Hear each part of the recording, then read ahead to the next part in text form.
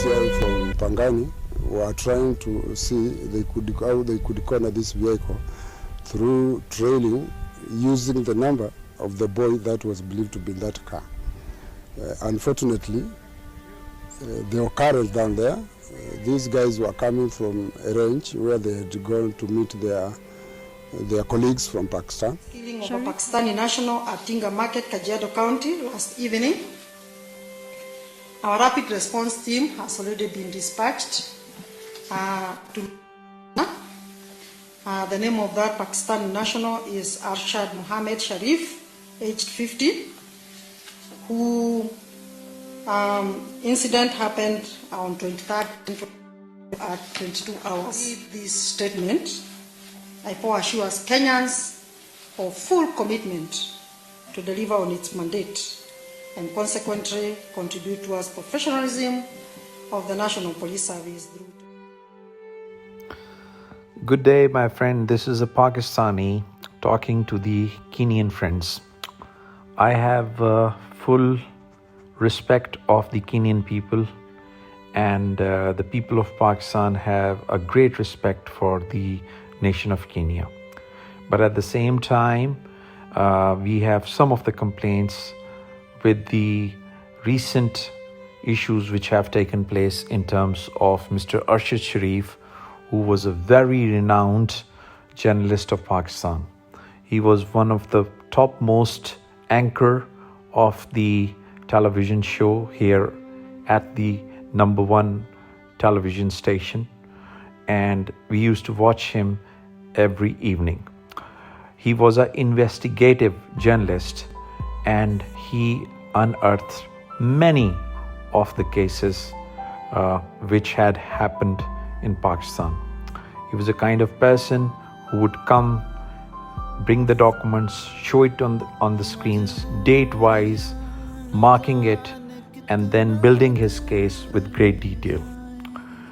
It was so unfortunate that he had the head money here set in Pakistan, and because of the 16 FIRs, he had to fled away from Pakistan.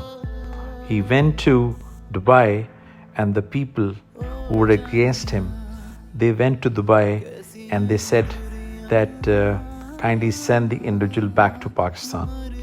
He had to fly to Kenya because Kenya is amongst those countries where you don't require a visa for Pakistanis. So he flew to Kenya. So this is the close relationship between the countries also, that you can come here without a visa and we can go there without a visa also. But what is the painful is the last part of this discussion.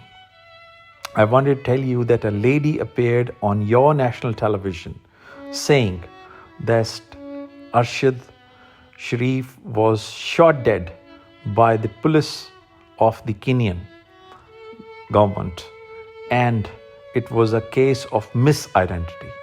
So what was this misidentity? That 9 bullets was fired on the left side, which is the passenger side, and there were 3 bullets fired on the right side. Now taking it further, how much time does it take to come to know that this person has been killed through the police or he has been tortured to the death? Why? Because these post-mortem reports were done in Nairobi. And once the coffin flew to Pakistan, you can see it on the YouTube that hundreds of the people, they received the body at 3 o'clock in the morning. The day after, he had a funeral and millions joined on that funeral because they understood that this is a person who has been killed in the name of journalism, and this has happened.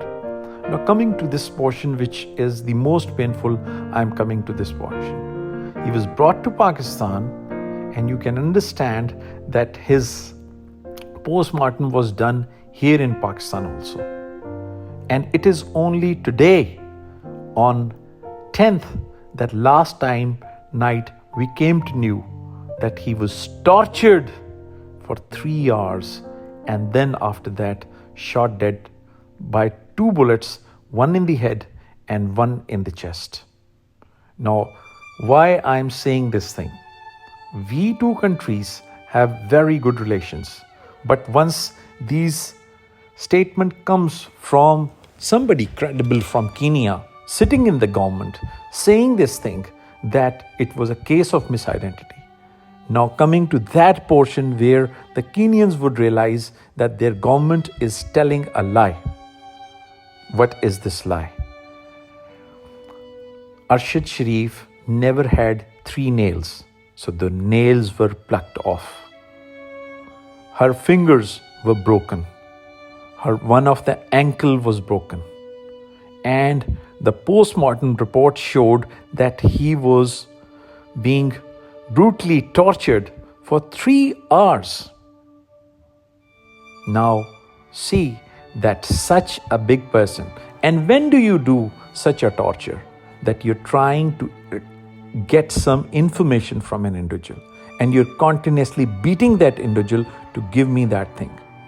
So think about it, that this was a journalist of that big stature, that he was willing not to give that output or to give that information. He sustained for 3 hours. So this is the respect of that great journalist. So I urge United Nations, I urge all those organizations across the globe who are working in the safety of the journalism and who are working for the right for the speech. This is called the right for the speech, that the person was telling truth in Pakistan and he had to fly from Pakistan, go to Dubai, then live in there, and he was doing a report behind closed doors against Pakistani people, against the leaders who are working against the Pakistani people. So he was not against any country. He was not against India. He was not against anybody but the corrupt leaders of Pakistan. And then whenever there is some criminal act which takes place, there is a beneficiary. So I'll talk right now to the Kenyan people to force their government and say the things to Pakistani nation and tell them the truth, because one of our child, one of our hero has been murdered brutally in Kenya. And this can happen, this can be done by some mercenaries. But why the name of the police of the Kenyan people was used? Why the Kenyan government stood behind it? Because if you see that the nails are not there, you can find it out in a minute that a person has been tortured, and that's why he has died. We will ask questions from our government that why they concealed this report for so many days. But we will not let the blood of this martyr go waste. We still love the Kenyan people, the Kenyan nation, but shame on the people who have given a wrong report to people of Pakistan, and they have killed a child of Pakistan.